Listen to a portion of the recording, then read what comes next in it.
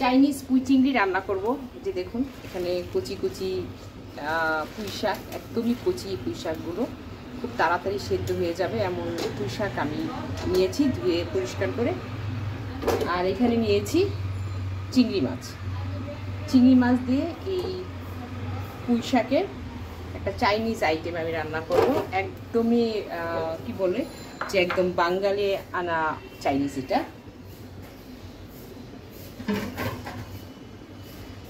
তো প্রথমেই আমি এখানে তেল দিয়ে নিচ্ছি।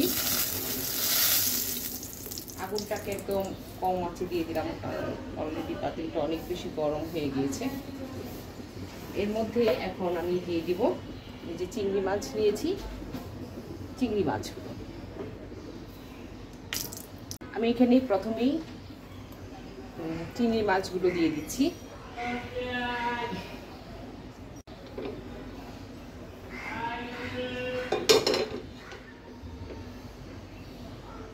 প্রথমেই চিংড়ি মাছগুলো দিয়ে দিব।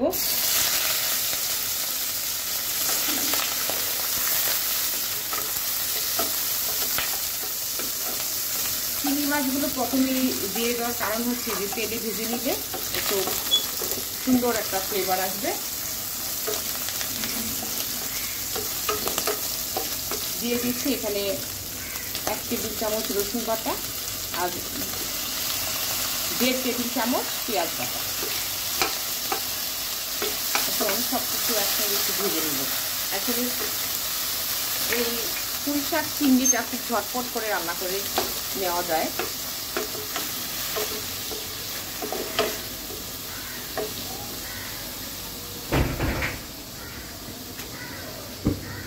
এটা একটু ভাজা হতে হতে আমি আপনাদের সঙ্গে আরেকটা জিনিস শেয়ার করছি। সেটি হচ্ছে যে পুঁই শাকের ডাঁটাগুলো আমি আলাদা করে রেখেছি। এটাকে প্রথমে আমি ভাপিয়ে নিব সিদ্ধ হওয়ার জন্য, তারপর তার উপরে পুঁই শাকগুলো দিব। কারণ এই যদিও পুঁই শাকগুলো অনেক কচি, কিন্তু ডাঁটাগুলো আগে সিদ্ধ করে নিতে হবে।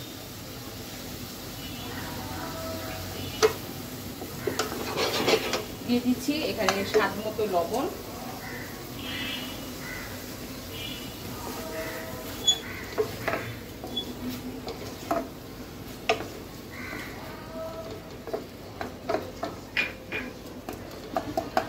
এখানে আমি আরো 1/2 চা চামচ পরিমাণ রসুন বাটা দিয়ে দিলাম।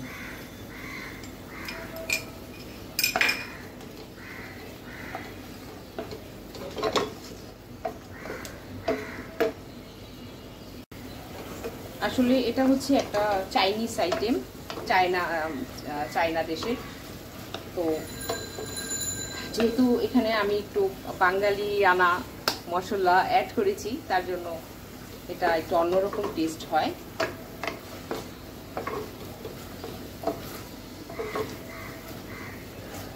এই মশলাগুলোর সাথে চিংড়িগুলোকে জাস্ট একটু ভেজে নিব। এখানে আর কিছু চিংড়ি দিয়ে দিচ্ছি জাস্ট টেস্ট হওয়ার জন্য। পুরো 1/2 কাপ পরিমাণ চিংড়ি আমি এখানে দিয়েছি। কিছু ভেজে নিলাম আর কিছু কাঁচা দিয়ে দিলাম। ঢাকনা দিব না, ঢাকনা ছাড়াই চিংড়িগুলোকে আমি একটু ভেজে নিচ্ছি। এটাকে আমি কষানো বলবো না, এটাকে বলবো ভেজে নেওয়া। তো এখানে একটু লাল মরিচের গুঁড়ো দিয়ে দিচ্ছি। এখানে হলুদ অ্যাড করা যাবে না, রেড চিলি পাউডার দিয়ে দিলাম।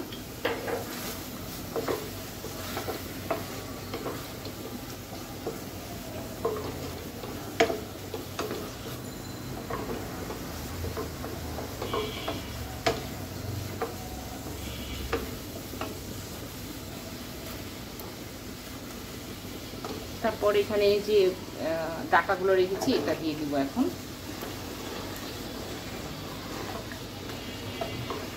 ডাঁটা আর এই চিংড়ি মাছগুলো একটু ভেজে নিচ্ছি। ভীষণই টেস্টি এটা খেতে, কি বলবো, যে আপনারা আসলে না খেলে বুঝতেই পারবেন না এটা যে কত মজা। একবার খেলে আপনার বারবার শুধু পুঁই শাকটাকে এইভাবেই খেতে ইচ্ছে করবে। তো যাই হোক, এটাকে একটু সেদ্ধ করে নেব। তবে এখানে আমি এই তো একটু সামান্য পরিমাণ পানি দিয়ে দিলাম, জাস্ট হাফ কাপ পরিমাণ, যেহেতু আমি একটু ঢাকনা দিয়ে দিব। এই ডাঁটাগুলোকে একটু সেদ্ধ করে নিতে হবে।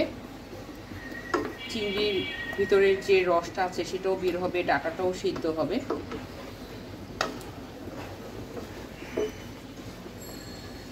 আমি এখন এটাতে ঢাকনা দিয়ে দিচ্ছি 5 মিনিটের জন্য। 5 মিনিটের মধ্যেই ডাঁটাগুলো সেদ্ধ হয়ে যাবে। ঢাকনাটা এখন জাস্ট আমি উঠিয়ে নিব, আর ঢাকনা দিব না, ঢাকনা ছাড়াই এখন আমি পুরো রান্নাটা শেষ করব। দেখুন ডাঁটাগুলো কিন্তু খুব সুন্দরভাবে সেদ্ধ হয়ে গিয়েছে, একদম সফট হয়ে গিয়েছে। পুঁই শাকের কুচি পুঁই শাকের ডাঁটা এমনিতেও সেদ্ধ হয়ে যায়। এখন জাস্ট আমি এখানে যে পুঁই শাকগুলো দেখতে পাচ্ছেন, এই পুঁই শাকগুলো দিয়ে দেব।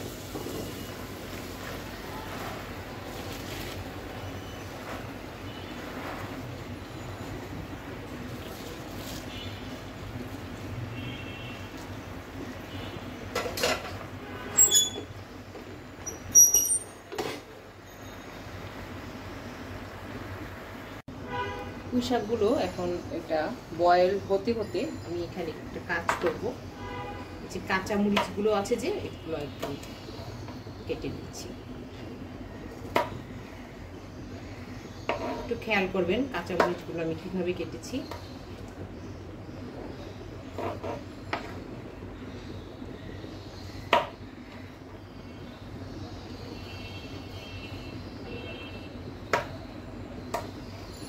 দুই পাশ থেকে কাঁচামরিচের ঝালটা কিন্তু বের হয়ে যাবে।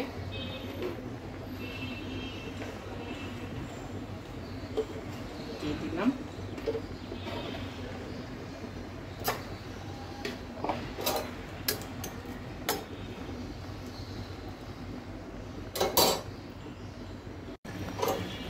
খুব সুন্দরভাবে পুঁই শাকগুলো দেখুন সেদ্ধ হচ্ছে,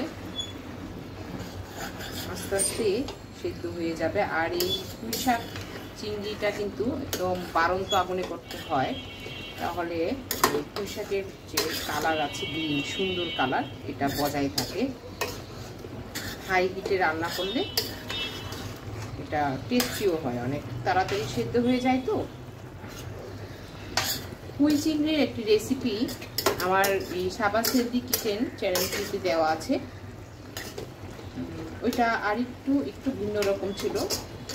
তো আজকে যখন আমি আর একটু অন্যরকমভাবে রান্না করতে যাচ্ছি, ভাবলাম এই পুঁই চিংড়ি রেসিপিটাও আমি আপনাদের সঙ্গে শেয়ার করি। কারণ যে পুঁই চিংড়ি কিন্তু বিভিন্নভাবে খাওয়া যায়। তো আজকে যে রেসিপিটা আমি আপনাদের সঙ্গে শেয়ার করছি, সেটি খেতে কিন্তু অসম্ভব মজা। এটা আপনি ভাতের সাথে মজা করে খেতে পারবেন। এটা দিয়ে ভাত দিয়ে খেলে পরে আর কিছু লাগে না। টেবিলে যদি আপনার মাছ মাংস আরও মজার খানাও থাকে, দেখা যায় যে এইটা দিয়ে বারবার একটু করে নিয়ে খেতে খেতে আর পেটটা ভরে যায়। আসলে টেস্টি তো।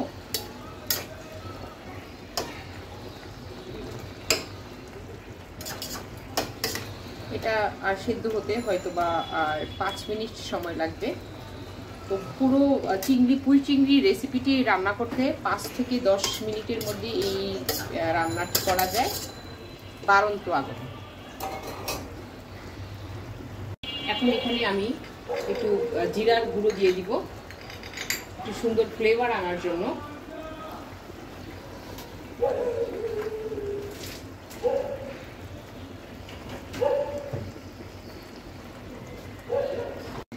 আমি এখন এখানে একটু জিরার গুঁড়ো দিয়ে দিব, ছড়িয়ে দিব সামান্য পরিমাণ, খুব বেশি না।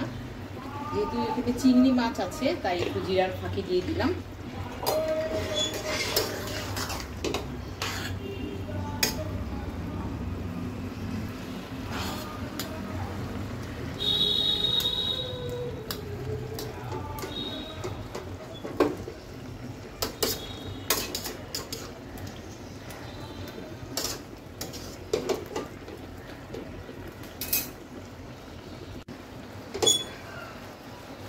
তো যাই হোক, আমার পুঁই চিংড়ি হয়ে গিয়েছে।